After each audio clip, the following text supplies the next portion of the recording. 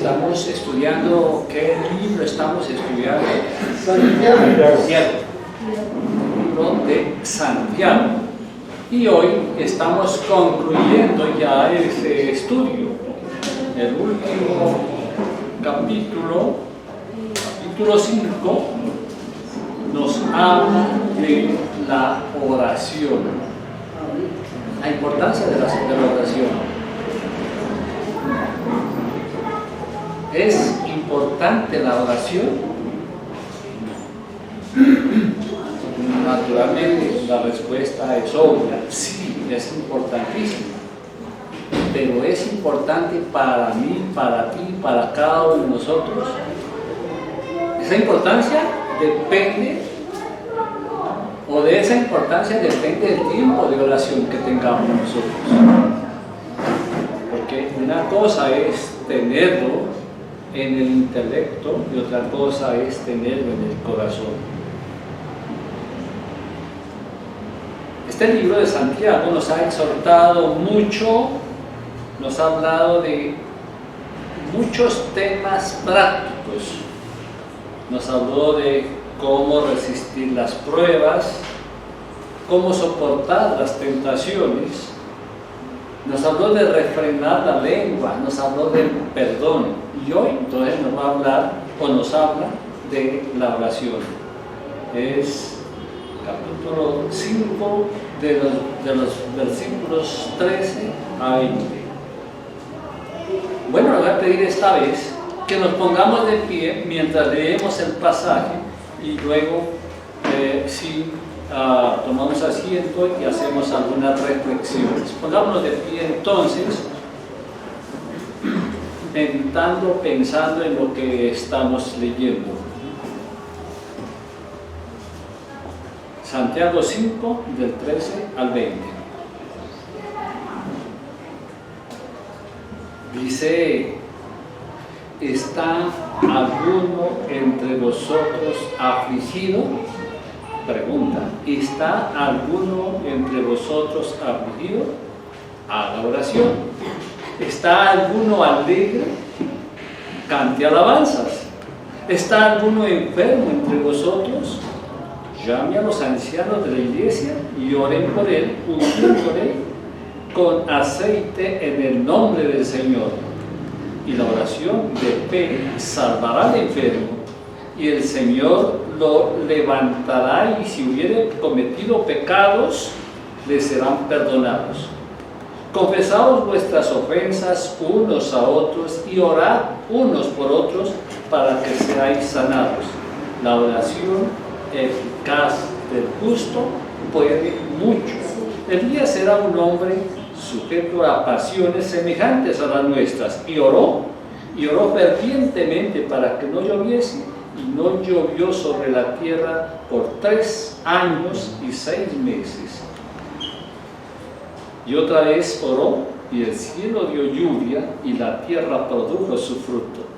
Hermanos, si alguno entre vosotros se ha extraviado de la fe y alguno lo hace volver, sepa que el que haga volver al pecador del error de su camino salvará de muerte un alma y cubrirá multitud de pecados. Esto nos dice el Señor. Sentémonos, vamos a hacer unas consideraciones sobre este hermoso tema. Seguramente hemos escuchado muchísimo, y tal vez cualquiera de nosotros podría hacer una reflexión sobre lo que es la oración y su importancia, mas leyendo una vez más su palabra, la palabra de Dios es viva y eficaz, y seguramente tiene un mensaje para cada uno de nosotros o de ustedes, como lo tuvo para mí. Dice el versículo 13 del capítulo 5: ¿está alguno entre vosotros afligido? La oración. Todos, unos más que otros, pero todos experimentamos aflicciones por dolores, por enfermedades, por tristeza, por la economía, por lutos, por despedida, etcétera, etcétera. Hay muchas razones por las cuales uno puede estar afligido. De hecho, el Señor nos dijo: en el mundo tendréis aflicciones. O sea, eso no es ajeno, siempre habrá aflicciones. Pero dice también, ¿cuál es la salida? Confiad en mí, que yo he vencido al mundo. Una pregunta: ¿qué hacemos cuando viene la aflicción, cuando viene el sufrimiento? Santiago nos dice lo que debemos hacer: orar. Pero realmente, ¿qué hacemos? ¿Qué hace usted cuando llegan aflicciones a su vida? Llora, se desanima, se aparta de la iglesia, se queja, se enoja. ¿Qué cosas hace?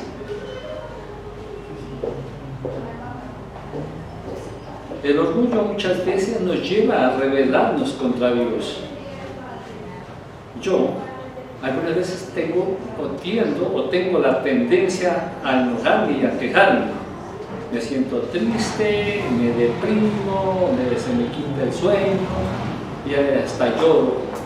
Estos días últimos, como ustedes saben, como familia tuvimos un tiempo bien difícil y realmente esas aflicciones me afectaron físicamente hasta quitarme el sueño.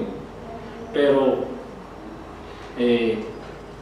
dice Santiago que lo que debemos hacer es orar. Y efectivamente, pues gracias a ustedes que oraron muchísimo por nuestra situación, concretamente lo que padeció Jenny, y Dios escuchó sus y nuestras oraciones.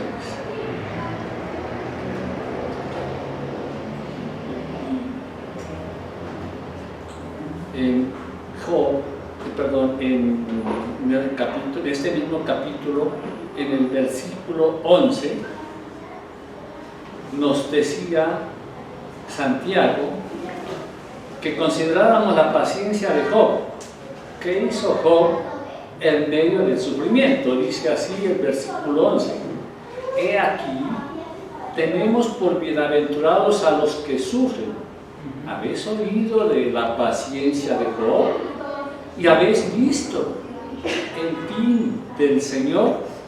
Que el Señor es muy misericordioso y compasivo. Todos conocemos la vida de Job, unos más que otros, pero todos hemos escuchado de Job.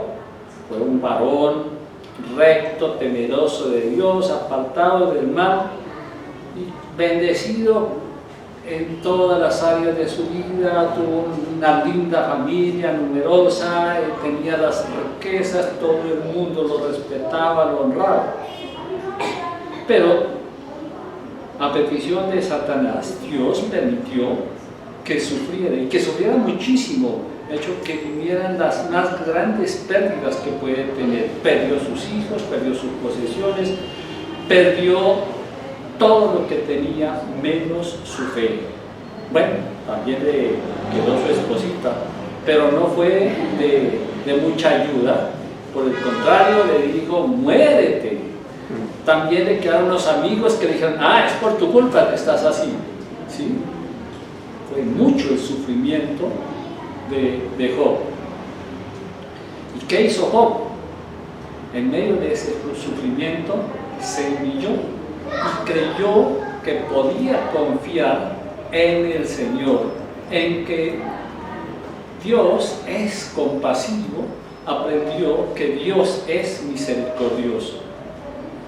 Y la historia termina con que Dios bendijo a Job con muchísimas más cosas de las que perdió.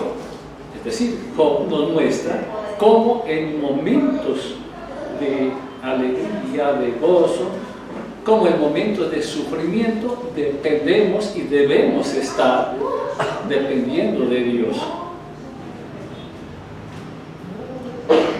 Entonces, ¿qué debemos hacer cuando nos viene el sufrimiento? Digo cuando nos viene porque siempre nos vendrá, tarde o temprano, de una u otra forma nos va a venir o nos viene, y eso lo experimentamos. ¿Qué debemos hacer?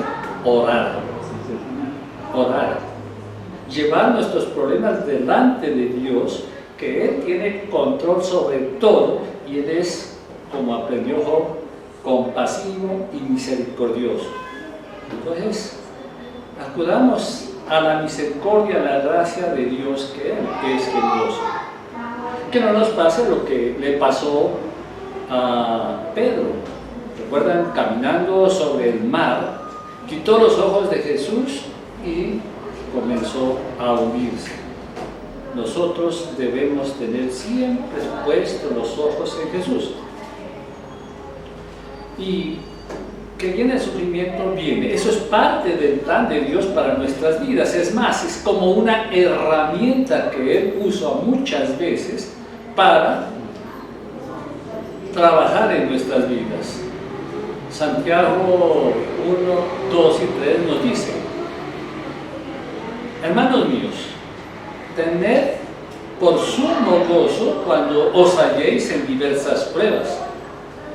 No dice sí, si tienen pruebas, no, cuando os halléis, porque siempre vendrán, sabiendo que la prueba de vuestra fe produce paciencia, mas tenga la paciencia su obra completa, para que seáis perfectos y cabales, sin que os falte cosa alguna.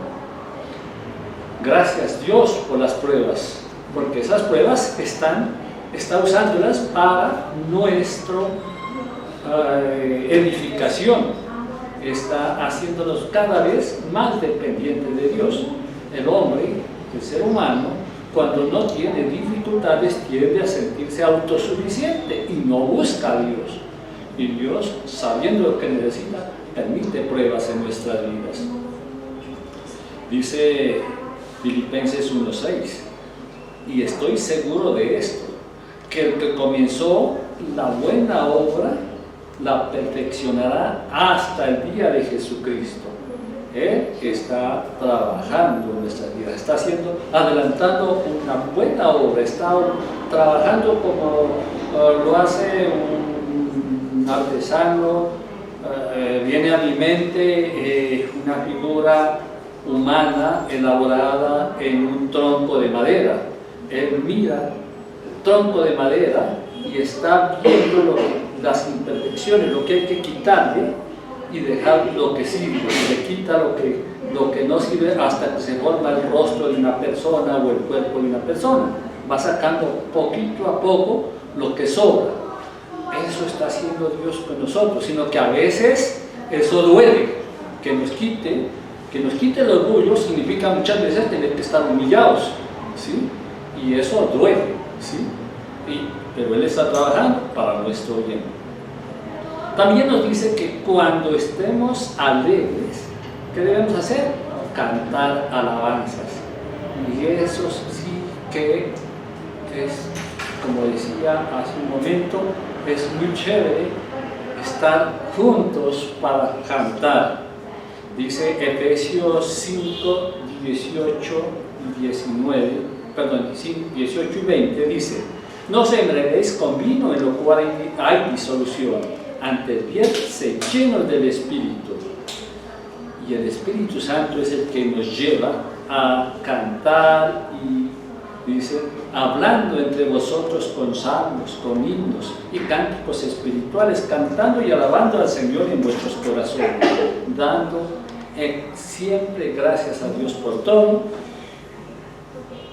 Siempre gracias por todo al Dios y Padre, en el nombre de nuestro Señor Jesucristo. Cuando estamos cantando, lo hacemos con devoción, con entusiasmo, es el Espíritu Santo moviéndose en nuestras vidas.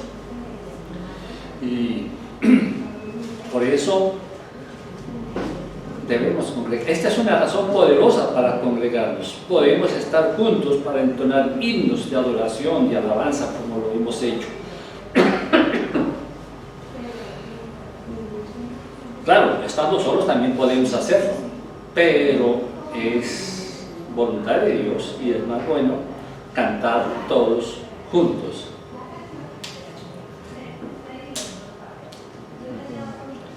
Ahora vamos al versículo 14 y 15. Ahí nos habla de la oración de fe. Dice así: ¿está alguno enfermo entre vosotros? Llame a los ancianos de la iglesia y oren por él, ungiéndole con aceite en el nombre del Señor. Y la oración de fe salvará al enfermo, y el Señor lo levantará, y si hubiere cometido pecados, le serán perdonados. Dios nos manda a orar unos por otros, a interceder por las necesidades de los demás. Pero también aquí nos está diciendo que si alguien está enfermo, hay que pedir ayuda. Llame a los ancianos, dice. Es de resaltar allí que lo que está diciendo es que el enfermo toma la iniciativa. Es el enfermo el que dice: necesito que vengan y oren por mí. Porque pues el líder, el anciano, es muy complicado saber quién está enfermo y más quién quiere que vaya a su casa a orar por él. Y otra cosa a notar aquí es que no es el anciano, no es el que ora el que va a sanar al enfermo, es la oración de fe. Es la oración de fe, es decir, la oración que se hace bajo la voluntad de Dios, es la que levantará al enfermo. O sea, en otras palabras, es Dios en respuesta a la oración el que va a levantar al enfermo.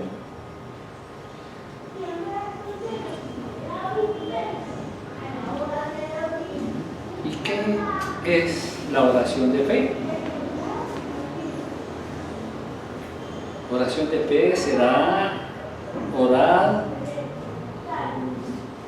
una oración especial, una oración que me garantiza que me va a dar Dios todo lo que le pido. Leamos Juan, capítulo 14, versículo 13, y nos va a ayudar a entender qué es la oración de fe. Juan 14, 13. Nos dice: y todo lo que pidiereis al Padre en mi nombre, está diciendo Jesús, todo lo que pidiereis al Padre en mi nombre, lo haré. ¿Para qué? Para que el Padre sea glorificado por el Hijo. Aquí nos promete todo, pero hay una condición. ¿Cuál es la condición? Para que el Padre sea glorificado en el Hijo. Este es el propósito de una oración. Así que si yo pido por la sanidad de una persona, no necesariamente Dios la va a sanar, sino que va a depender de qué es lo que glorifica más al Padre. Recuerden cuando le dijeron a Jesús: si hubieras estado aquí, mi hermano no hubiera muerto. Y él le contestó: esa enfermedad, esto es para la gloria de Dios. ¿Y cómo se glorificó más Dios? Con la muerte de Lázaro.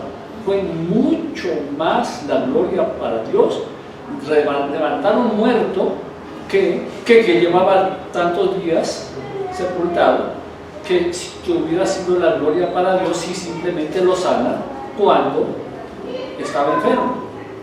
Entonces, la oración de fe, ¿sí?, es orar, pero conforme a la voluntad de Dios, que sea para la gloria de Dios lo que se pide y se hará. La oración de fe no es que yo tenga tanta fe que puedo torcer la voluntad, el brazo a Dios, como dicen algunos, para que Él haga lo que yo le pido, lo que yo quiero. No, Él es un Dios soberano y Él sabe qué es lo mejor. Esto lo explica también cuando en el huerto de Getsemaní oró el Señor Jesús al Padre diciendo: Padre, si quieres, pasa de mí esta copa, pero no se haga mi voluntad, sino la tuya.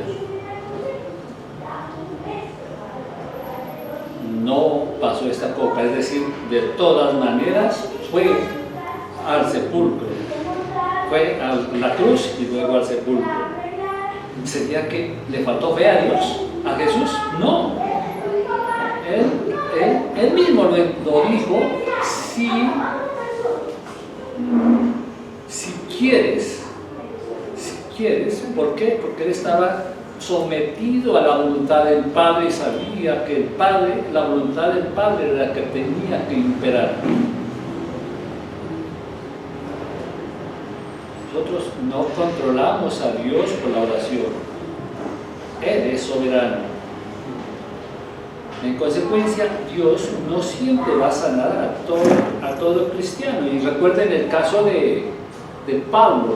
Pablo dice que le rogó a Dios 3 veces que le quitara el aguijón de su carne, y Dios no lo hizo. ¿Por qué? Porque eso era para la gloria de Dios, ¿sí?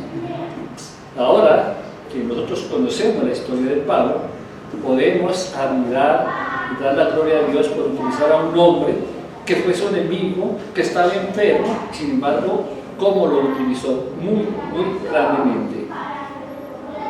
Entonces, la oración de fe es una oración humilde que está basada en la confianza de que Dios actuará de acuerdo a su soberana voluntad. Es confiar en su fidelidad, en su poder, en su misericordia, pero Él también en su sabiduría. Él sabe lo que es mejor.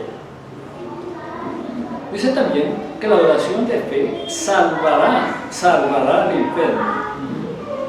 También dice: y si hubiere pecados, si hubiere cometido pecados, le serán perdonados. Sabemos que solo Dios puede perdonar pecados, no los ancianos. No serían los ancianos los que van a hacerlo, como de alguna forma lo predica la Iglesia Católica.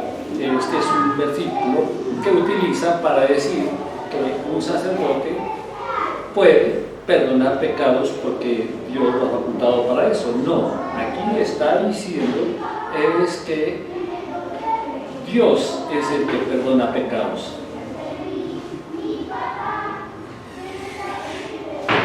Y la relación entre el pecado y la enfermedad. A veces vienen enfermedades como consecuencia del pecado. Es así como en Juan 5:14, después de haber sanado al paralítico, Jesús lo encuentra, dice 5:14, dice que después le halló Jesús en el templo y le dijo: mira, has sido sanado, así que no peques más, para que no te venga alguna cosa peor. O sea, que estaba hablando directamente, expresamente, que la causa del pecado, la causa de su enfermedad fue el pecado. O también en 1 Corintios 11, cuando nos habla de tomar la cena indignamente, dice que algunos están enfermos y otros hasta murieron o durmieron, dice ahí, en consecuencia. Pero también la enfermedad no siempre viene por el pecado, y acabamos de ver el caso de Job. Job era un hombre que hacía la voluntad de Dios, sin embargo no fue por su pecado, sino que Dios permitió que, para ser glorificado, que Satanás hiciera o lo sometiera a grandes sufrimientos. Otra parte que llama la atención es que dice, ungiéndole con aceite en el nombre del Señor. ¿Qué significa eso de ungirle con el aceite? Han dado algunas explicaciones, inclusive algunos lo interpretan literalmente, porque en ese tiempo no había inyecciones, no había pastillas y usaban elementos como el aceite para como medicamento. Y recuerden el caso cuando el samaritano encontró al ladrón, dice que le ungió y le levantó y le colocó sobre su cabalgadura, pero dice que lo ungió con aceite. Entonces ese aceite seguramente hacía que la herida o las heridas que sufrió aquel individuo fueran pues sanadas o al menos menguara un poco su dolor. Pero el aceite es símbolo del Espíritu Santo y en consecuencia el ungirlo con aceite tiene que ver con que el Espíritu Santo estará obrando en la sanidad de la persona que está enferma. O también se ha interpretado como una metáfora, es decir, que el aceite representa el bálsamo, el consuelo, el fortalecimiento que los ancianos pueden dar a la persona que está enferma. Pero recordemos, no es necesario que haya aceite para que haya sanidad. Dios es soberano, puede utilizar, hace sanidad sin aceite o con aceite. Así lo vemos en muchas pasajes de las Escrituras. Él puede usar médicos o no usarlos. La sanidad puede ser instantánea, como en muchos casos, que como leía Andrés hace un momento, o también puede tomar su tiempo e inclusive puede elegir no sanar ahora, sino que esa sanidad, pues ese cuerpo va a quedar completamente sano cuando resucite glorificado. No, Dios es soberano y actúa como Él quiere, y eso es lo mejor. Y continuando, miremos el versículo 16 que nos habla del poder de la oración. Dice: confesaos vuestras ofensas unos a otros y orad unos por otros para que seáis sanados.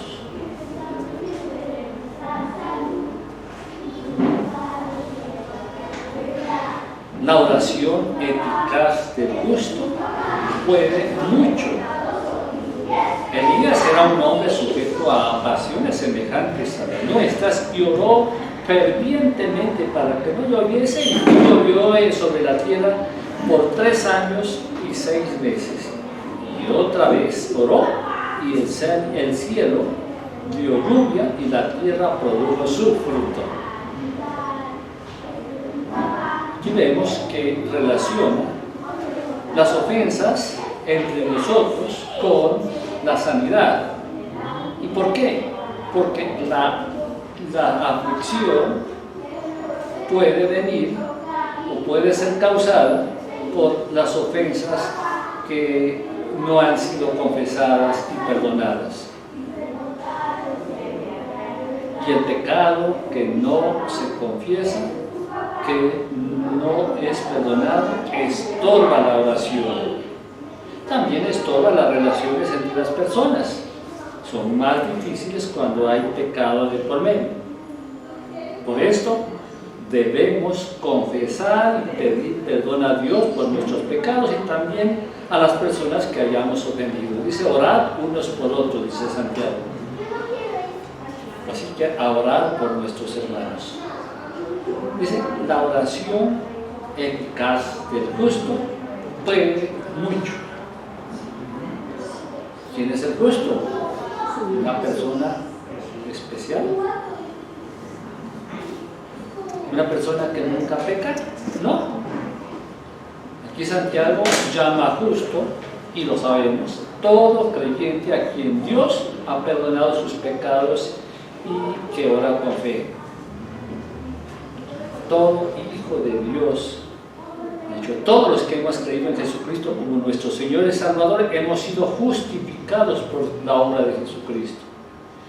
Y como ejemplo del poder de la persona justa que ora, más bien el poder de la oración, o más bien el poder de Dios en respuesta a la oración del justo que ora, coloca como ejemplo a Elías. Y dice que él era un individuo como nosotros, con debilidades, con pasiones, estuvo deprimido. Si queremos profundizar un poco más, podemos leer el libro de Primera de Reyes. Dice, pero cuando oró fervientemente, dejó de llover 3 años, 6 meses. Y luego volvió a orar y entonces volvió la lluvia.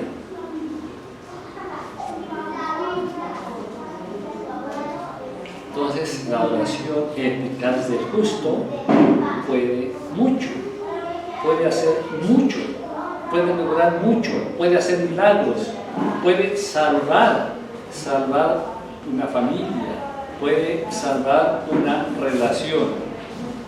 ¿Ustedes creen realmente esto? Que la fe del justo puede mucho.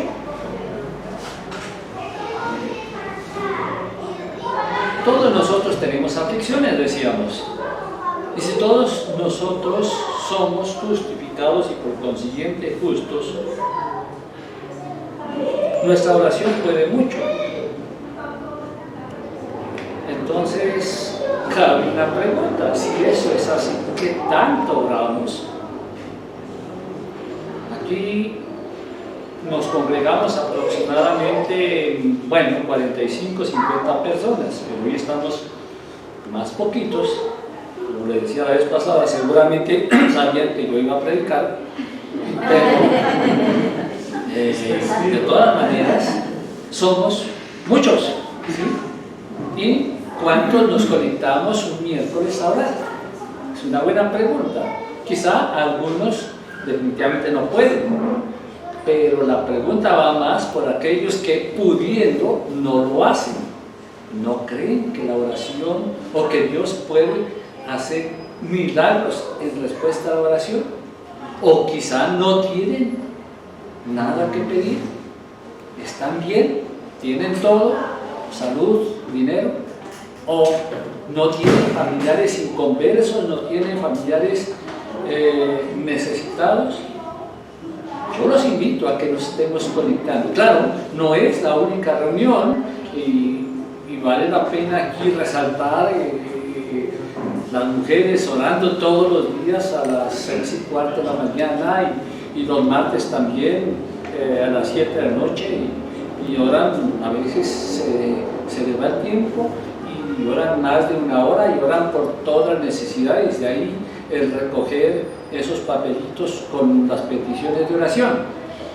Pero les invito, les recuerdo, estamos el miércoles, es muy fácil conectarnos y orar juntos, y ahí oramos por muchas cosas, por estas peticiones y muchas otras.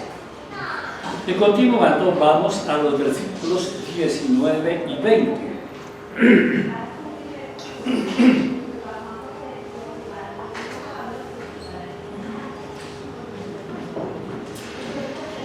Dice: hermanos, si alguno entre vosotros se ha extraviado de la verdad y alguno le hace volver, sepa que el que hace volver al pecador del error de su camino salvará de muerte su alma y cubrirá multitud de pecados. Nosotros como hermanos debemos apoyarnos mutuamente, debemos apoyarnos unos a otros en todas las áreas, pero especialmente en el área espiritual. Y si alguien que forma parte de nuestra iglesia local se enfría, se aleja, ¿qué debemos hacer los demás creyentes, los demás creyentes, somos responsables de atraerlo nuevamente a congregarse. ¿Qué es lo que se hace comúnmente? Bueno, algunas veces más bien, esta persona no vuelve, quitémoslo del listado de miembros activos, que quede en el miembro de no activos y listo. Lo que debemos hacer, ¿qué es? Preocuparnos y amorosamente buscar al extraviado, al que no viene, y motivarlo a regresar, llorar por la vida espiritual de ellos. Un momento especial los miércoles es precisamente para orar por aquellos que no han venido, que no han vuelto, que se han extraviado, como dice aquí. Y en mi casa, cada que oramos, la primera que dice, oremos por los que no han vuelto, es Jenny. Siempre está orando por esa causa.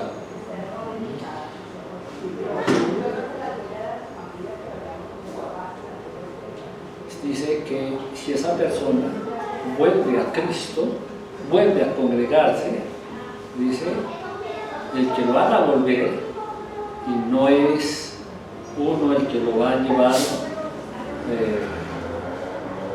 obligadamente, sino el que lo haga volver, es decir, el que ora por esa persona para que Dios lo traiga nuevamente, dice que salvará al pecador de la muerte.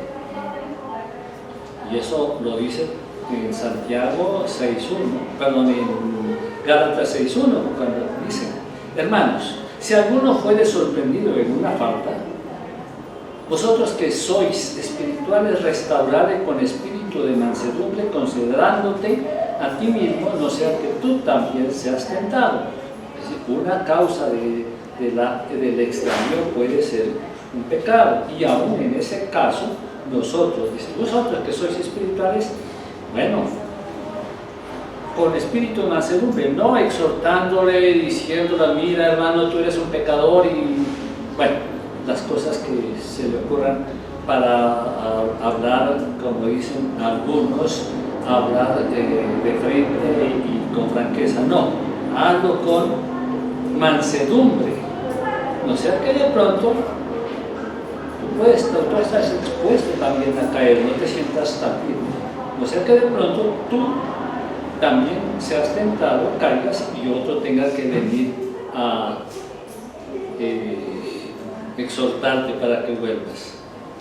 Lo que más debemos hacer es orar por aquellas personas, y sabemos que aquí en esta iglesia local varias personas han congregado, inclusive han tenido ministerios activos y se han alejado. No sabemos si se ha alejado del Señor o simplemente de la iglesia por alguna circunstancia no pueden congregarse, pero de todas maneras es nuestro deber ocuparnos y preocuparnos y orar por ellos.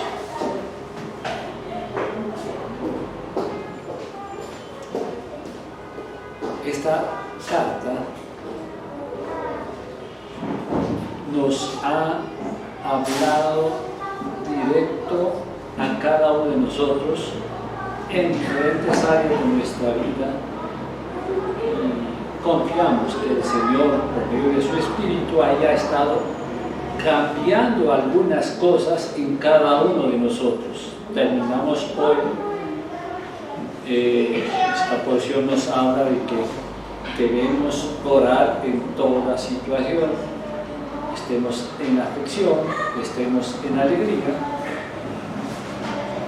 cualquiera sea la situación que estemos atravesando, siempre debemos orar o alabar al Señor.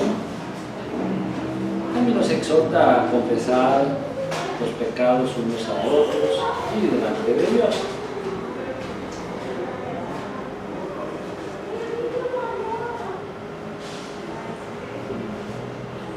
Nos habla del poder de Dios en respuesta a una oración del justo, lo cual implica también que para orar debemos examinarnos, porque como decíamos, el pecado estorba la oración. Y si creemos realmente que esa oración, o con esa oración, o que Dios responde la oración de fe, pues no dejemos de orar. Y estoy refiriéndome al momento personal, la devocional diario, tanto a ese momento como a las oraciones en grupo como iglesia. Démosle gracias a Dios por esas exhortaciones que nos hace a través de Santiago. Gracias por esta carta que acabamos de estudiar hoy. Oremos. Padre, qué bueno eres tú. Nos hablas directo, de diferentes formas, con amor, con paciencia, conociéndonos como nos conoces, nos hablas en cada una de las circunstancias nuestras. Hoy nos ha recordado que tú eres un Dios amoroso y misericordioso. Nos ha recordado que estás atento en nuestras oraciones para contestarlas no como nosotros se nos ocurra, sino como tú sabes que es lo mejor para nosotros. Queremos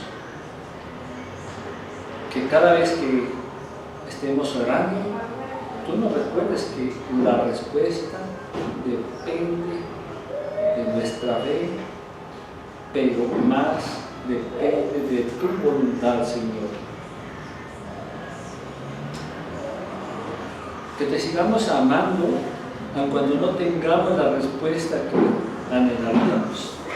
Quisiera ese trabajo, quisiera ser sano, quisiera tales recursos, quisiera tantas cosas, pero tú nos darás solamente conforme a lo que tú sabes que es lo mejor para nosotros, pero sobre todo conforme a lo que glorifica a tu Padre, así como ahora el Señor Jesús. Dios, gracias por este mecanismo, este medio de la oración que nos permite llegar directamente al trono de la gracia y alcanzar tu misericordia. En el nombre del Señor Jesús. Amén.